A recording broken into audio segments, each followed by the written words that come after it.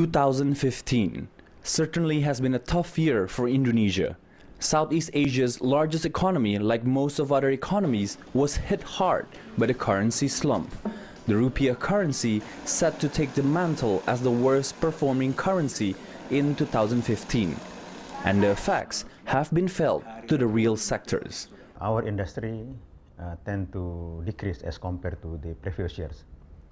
So there are a lot of industries cannot import their own machinery, inputs and others. And there are some displacement of the workers. The crunch is felt everywhere else as the world's economy slowed down. But the ongoing trade deficit in the country magnifies the currency depreciation, along with the inflationary pressure that has weakened domestic consumption, which is the main driver of growth for the country. During this crisis, the first priority is the lowest group of people. They have problem with the increase of inflation, currency crisis, and then low opportunity and employment. This has prompted the government to react, increasing government spending by 50% in real terms and reforms by the 7 policy packages of regulatory reforms to cut red tape and increase investments. And the results can be felt.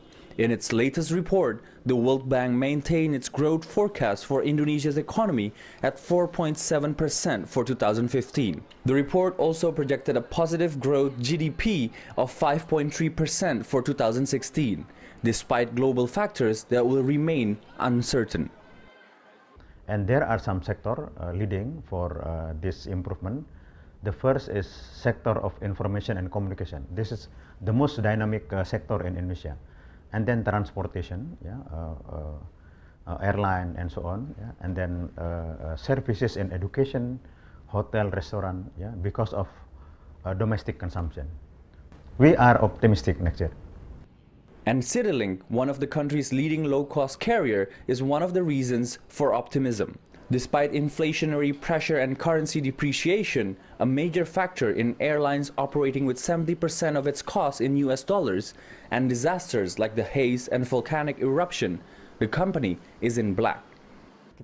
Until the last quarter of 2015, we have recorded a profit of $5.9 million.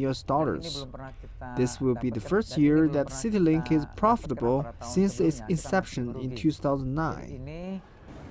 There will never be a good time for a crisis, but 2015's global slowdown came at the worst time for Indonesia, a country that is going through a structural reform.